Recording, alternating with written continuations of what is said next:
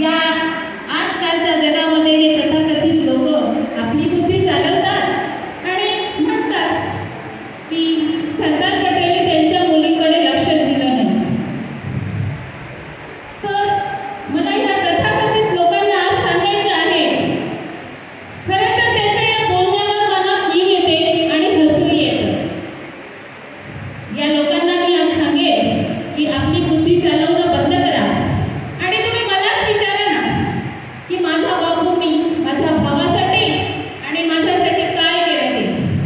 मीच तुम्हाला सांगेन की माझ्या बापूंनी आमच्यासाठी काय केलं ते.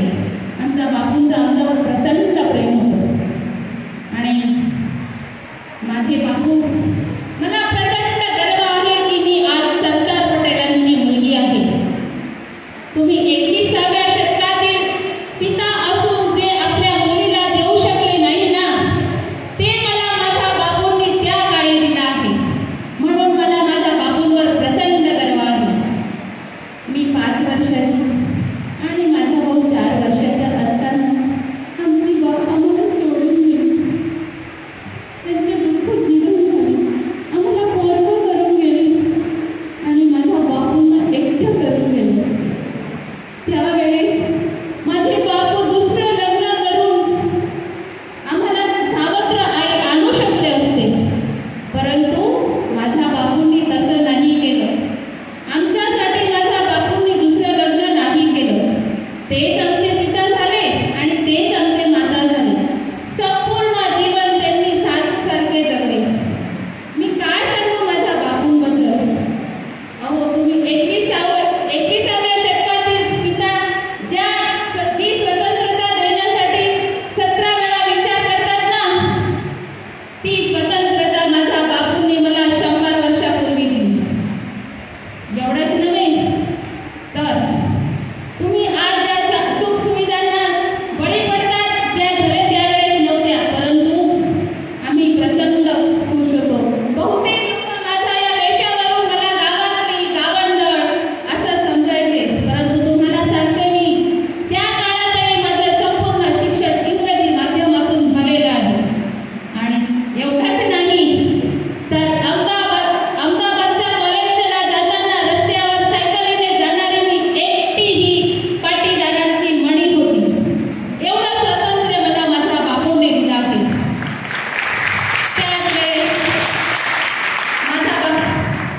माझ्या बापूंना जेव्हा माझ्या बापूंनी स्वातंत्र्य लढ्यामध्ये उडी घेतली, त्यावेळेस मी अहमदाबादच्या कॉलेजला शिक्षण घेत होते आणि त्या ठिकाणी हॉस्टेलला मावळतकर काकू माझी खूप देखभाल करायची, माझी खूप चिंता करायची.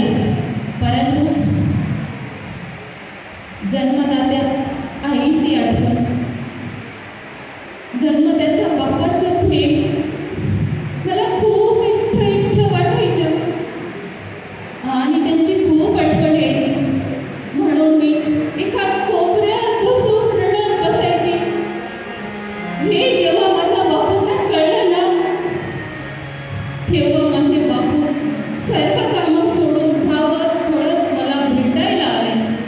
मला प्रेमाने जवळ घेतलं आणि माझ्या डोक्यावरून पाठीवरून हात फिरवत मला म्हणाले, मनी बाळा, कसलं टेन्शन घेतेस रे तू, कसला विचार करतेस बाळा, जे असेल ते मला सांग बाळा.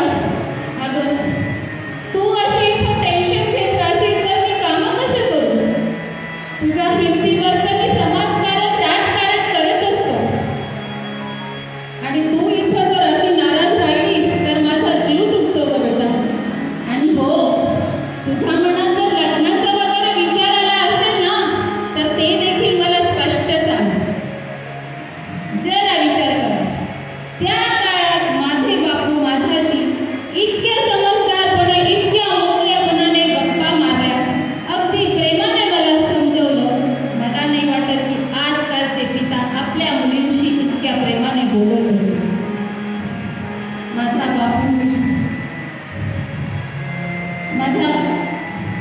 बापूंचा हा प्रेमळपणा आणि त्यांच्या देशाविषयीचं प्रेम, त्यामुळे मला ही हिंमत आली आणि माझ्या बापूंना मी हसत हसत जायला सांगितले. माझ्या बापूंचं प्रचंड देशावर प्रेम होते, या देशभक्तीवर प्रेम होते. माझे बापू नेहमी म्हणायचे की सर्वप्रथम राष्ट्र, मग आपलं स्वतःचं. त्यासाठी त्यांनी आपलं संपूर्ण जीवन हे दान केलं होतं. भारताच्या इतिहासाचा जर आपण विचार केला ना, तर कुठलीही सरकारने पूर्ण देशावर राज्य केलं नाही. तो महाभारताचा काळ असो, रामायणाचा काळ असो किंवा मोगलाचा काळ असो. या अशा देशाला एका छताखाली, एका संविधानाखाली आणि एका ध्वजाखाली आणण्याचं काम माझा बापूंनी केलं. माझे बापू ग्रेट लढवय्ये होते. ते लढवय्ये नाही तर माझे बापू घडवय्ये होते. या अखंड भारताचे घडवय्ये होते माझे बापू. या अखंड भारताचे घडवय्ये होते.